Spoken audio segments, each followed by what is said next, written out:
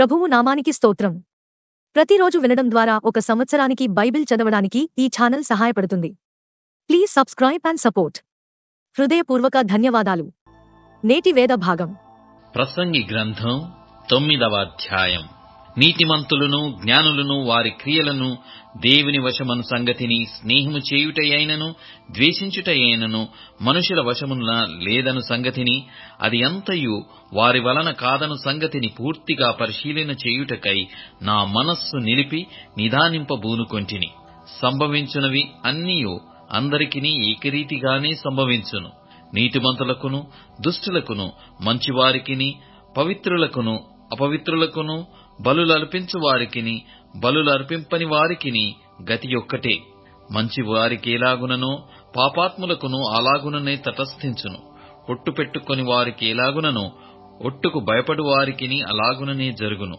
అందరికిని ఒక్కటే గతి సంభవించును. సూర్యుని క్రింద జరుగు వాటన్నిటిలో ఇది బహు దుఃఖకరం. మరియు నరుల హృదయము చెడుతనముతో నిండియున్నది. వారు బ్రతుకు కాలమంతయు వారి హృదయమందు వెరితనముండును. తరువాత వారు మృతుల యొద్దకు పోవుదురు. ఇదియును దుఃఖకరము. బ్రతికి యుండు వారితో కలిసి మెలిసియున్న వారికి ఆశ కలదు. చచ్చిన సింహము కంటే బ్రతికియున్న కుక్క మేలుగదా. బ్రతికియుండు వారు తాము చత్తురని ఎరుగుదురు. అయితే చచ్చిన వారు ఏమీయు ఎరుగరు. వారి పేరు మరవబడి ఉన్నది. వారికిక ఏ లాభమును కలుగదు.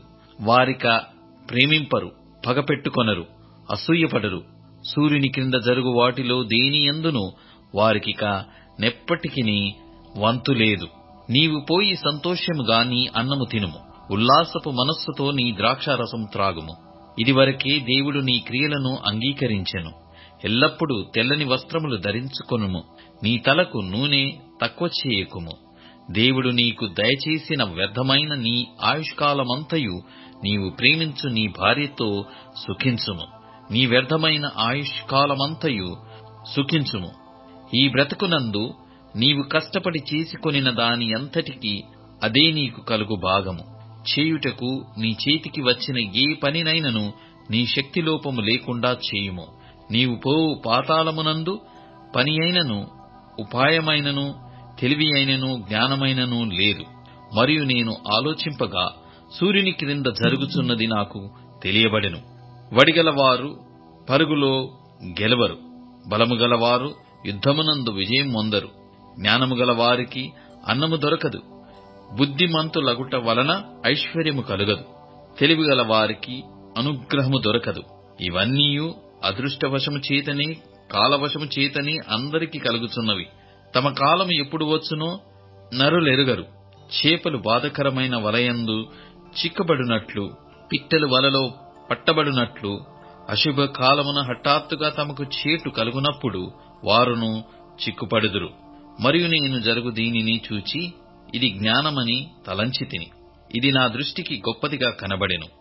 ఏమనగా ఒక చిన్న పట్టణముండెను. దాని యందు కొద్దిమంది కాపురముండిరి.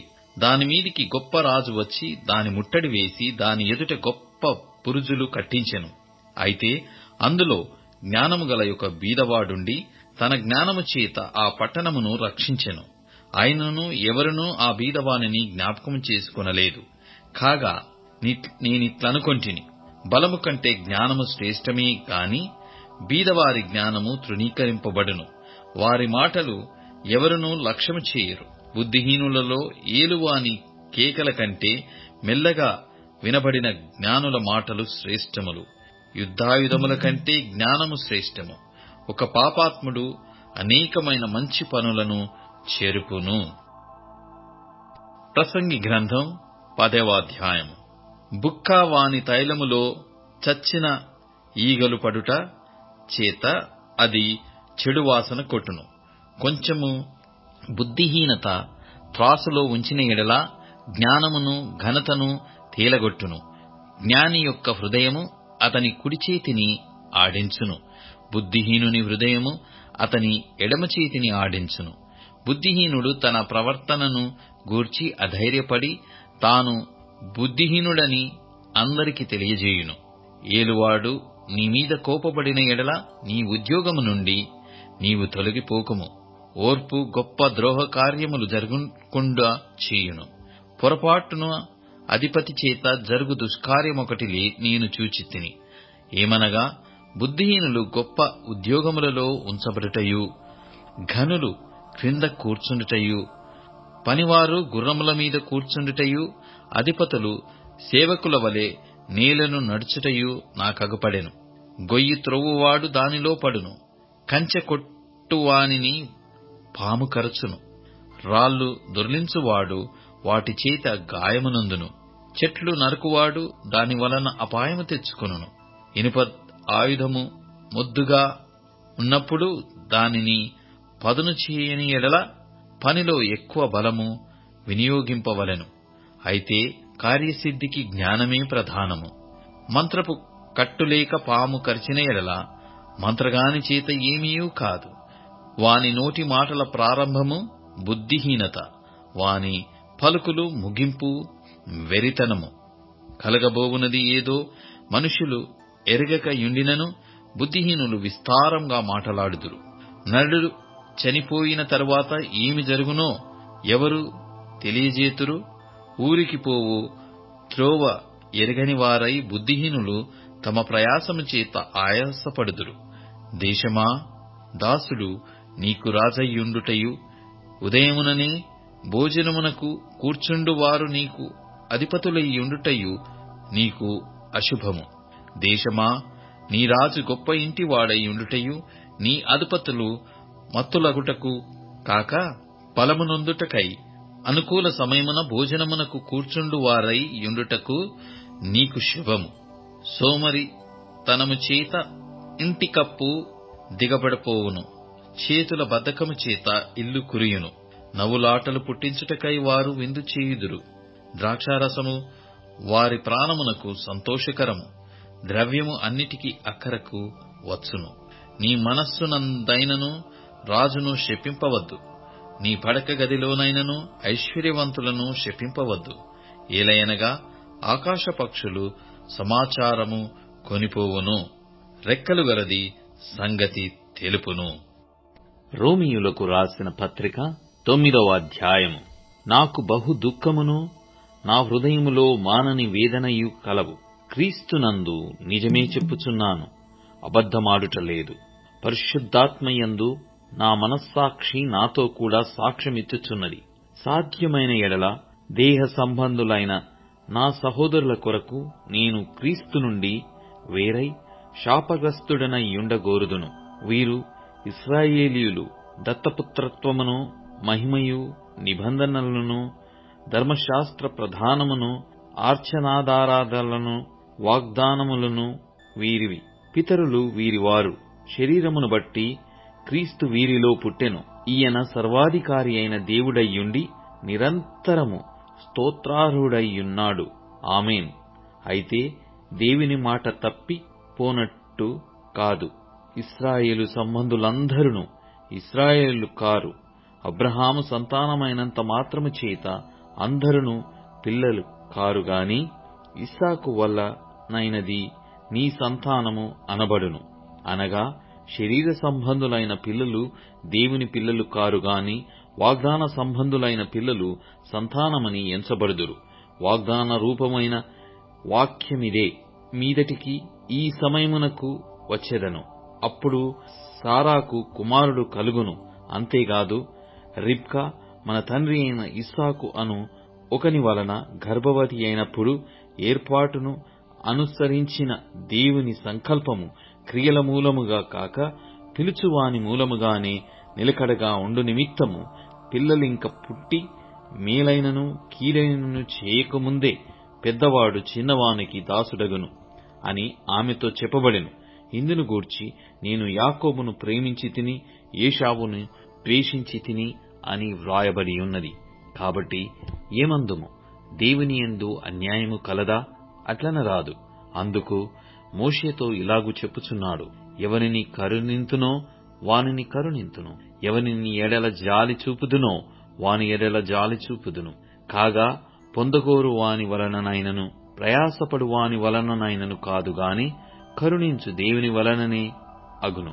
మరియు లేఖనము ఫరోతో ఇలాగు చెప్పెను, నేను నీ యందు నా బలము చూపుటకును నా నామము భూలోకమందంతట ప్రచురమగుటకును అందునిమిత్తమే నిన్ను నియమించితిని. కావున ఆయన ఎవరిని కనికరింపగోరునో వానిని కనికరించును, ఎవరిని కఠినపరచగోరునో వాని కఠినపరచును. అట్లయితే ఆయన చిత్తమును ఎదిరించిన వాడెవడు? ఆయన ఇకను నేరము మోపనేలా అని నీవు నాతో చెప్పుదువు. అవును గాని ఓ మనుష్యుడా, దేవునికి ఎదురు చెప్పుటకు నీవెవడవు? నన్నెందుకిలాగు చేసితివని రూపింపబడినది రూపించిన వానితో చెప్పునా? ఒక ముద్దలో నుండియే ఒక ఘటము ఘనతకును ఒకటి ఘనహీనతకును చేయుటకు మంటి మీద కుమ్మరివానికి అధికారము లేదా?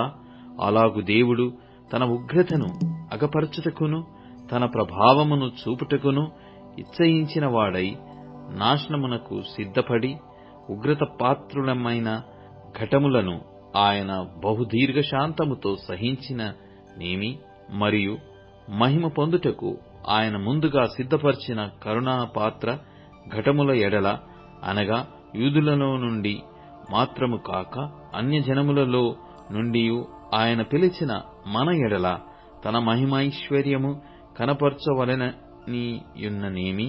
ఆ ప్రకారము నా ప్రజలు కాని వారికి నా ప్రజలనియు ప్రియురాలు కాని దానికి ప్రియురాలనియు పేరు పెట్టుదును. మరియు జరుగునదేమనగా, మీరు నా ప్రజలు కారని ఏ చోటను వారితో చెప్పబడెనో ఆ చోటనే జీవము గల దేవుని కుమారులని వారికి పేరు పెట్టబడును అని హోషేయలో ఆయన చెప్పుచున్నాడు. మరియు ప్రభువు తన మాట సమాప్తము చేసి క్లుప్తపరిచి భూలోకమునందు దానిని నెరవేర్చును గనక ఇశ్రాయేలు కుమారుల సంఖ్య సముద్రపు ఇసుక వలె ఉండినను శేషమే రక్షింపబడునని యెషయాయు ఇశ్రాయేలీయులను గూర్చి బిగ్గర పలుకుచున్నాడు. మరియు యెషయా ముందు చెప్పిన ప్రకారము సైన్యములకు అధిపతియగు ప్రభువు మనకు సంతానము శేషింప చేయకపోయిన ఎడల సొదొమ వలెనగుదుము, గొమొర్రాను పోలియుందుము. అట్లయితే మనమేమందుము? నీతిని వెంటాడని అన్యజనులు నీతిని అనగా విశ్వాసమూలమైన నీతిని పొందిరి. అయితే ఇశ్రాయేలు నీతి కారణమైన నియమమును వెంటాడినను ఆ నియమమును అందుకొనలేదు. వారెందుకు అందుకొనలేదు?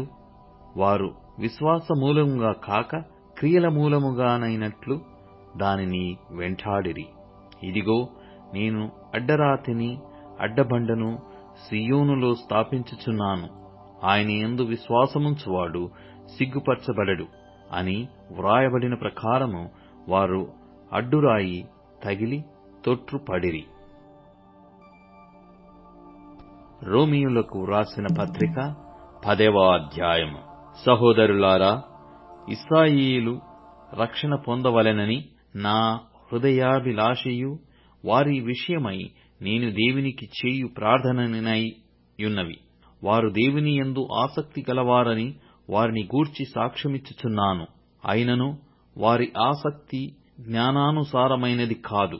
ఏలయనగా వారు దేవుని నీతి నెరుగక తమ స్వనీతిని స్థాపింపబూనుకొనుచు దేవుని నీతికి లోబడలేదు. విశ్వసించు ప్రతివానికి నీతి కలుగుటకై క్రీస్తు ధర్మశాస్త్రమునకు సమాప్తి అయ్యున్నాడు. ధర్మశాస్త్రమూలమగు నీతిని నెరవేర్చువాడు దాని వలననే జీవించునని మోషే వ్రాయుచున్నాడు. అయితే విశ్వాసమూలముగా నీతి ఇలాగు చెప్పుచున్నది, ఎవడు పరలోకములోనికి ఎక్కిపోవును అనగా క్రీస్తును క్రిందికి తెచ్చుటకు, లేక ఎవడు అగాధములోనికి దిగిపోవును అనగా క్రీస్తును మృతులలో నుండి పైకి తెచ్చుటకు అని నీవు నీ హృదయములో అనుకొనవద్దు. అదేమని చెప్పుచున్నది? వాక్యము నీ యొద్దను నీ నోటను నీ హృదయములోనూ ఉన్నది, అది మేము ప్రకటించు విశ్వాస వాక్యమే. అదేమనగా, యేసు ప్రభు అని నీ నోటితో ఒప్పుకొని దేవుడు మృతులలో నుండి ఆయనను లేపెనని నీ హృదయమందు విశ్వసించిన ఎడల నీవు రక్షింపబడుదువు. ఏలయనగా నీతి కలుగుటకు మనుష్యుడు హృదయములో విశ్వసించును, రక్షణ కలుగునట్లు నోటితో ఒప్పుకొనును. ఏమనగా ఆయన యందు విశ్వసించు వాడెవడును సిగ్గుపడడని లేఖనము చెప్పుచున్నది. యూదుడని గ్రీసు దేశస్థుడని భేదము లేదు. ఒక్క ప్రభువే అందరికి ప్రభు అయ్యుండి తనకు ప్రార్థన చేయు వారందరి ఎడల కృపచూపుటకు ఐశ్వర్యవంతుడయ్యున్నాడు. ఎందుకనగా ప్రభువు నామమును బట్టి ప్రార్థన చేయువాడెవడో వాడు రక్షింపబడును. వారు విశ్వసింపని వానికి ఎట్లు ప్రార్థన చేయుదురు? వినని వానిని ఎట్లు విశ్వసించుదురు? ప్రకటించువాడు లేకుండా వారెట్లు విందురు? ప్రకటించువారు పంపబడని ఎడల ఎట్లు ప్రకటించుదురు? ఇందు విషయమై ఉత్తమమైన వాటిని గూర్చిన సువార్త ప్రకటించువారి పాదములెంతో సుందరమైనవి అని వ్రాయబడియున్నది. అయినను అందరూ సువార్తకు లోబడలేదు. ప్రభువా, మేము తెలియజేసిన సమాచారమెవడు నమ్మెను అని యెషయా చెప్పుచున్నాడు గదా. కాగా వినుట వలన విశ్వాసము కలుగును, వినుట క్రీస్తును గూర్చిన మాట వలన కలుగును. అయినను నేను చెప్పునదేమనగా, వారు వినలేదా?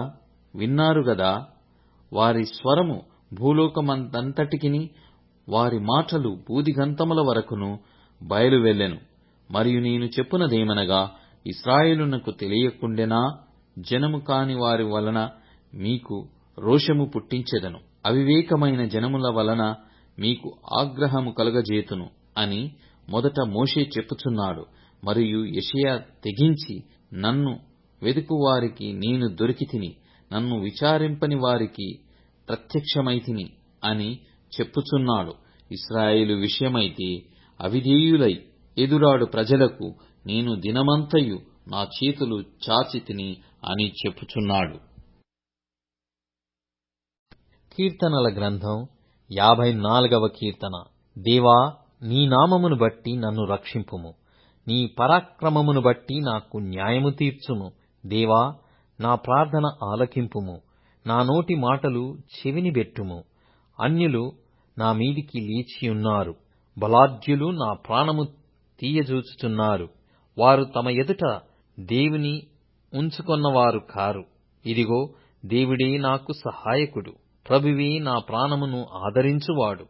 నా శత్రువులు చేయు కీడు ఆయన వారి మీదికి రప్పించును. నీ సత్యమును బట్టి వారిని నశింపజేయుము. స్వేచ్ఛార్పణలైన బలులను నేను నీకర్పించెదను. యెహోవా, నీ నామము ఉత్తమము, నేను దానికి కృతజ్ఞతాస్తుతులు చెల్లించుచున్నాను. ఆపదలన్నిటిలో నుండి ఆయన నన్ను విడిపించియున్నాడు. నా శత్రువుల గతిని చూచి నా కన్ను సంతోషించుచున్నది. ఇప్పుడు tune in, Spotify, Amazon music మరియు యూట్యూబ్ మ్యూజిక్ లో కూడా అందుబాటులో ఉంది. Please follow us.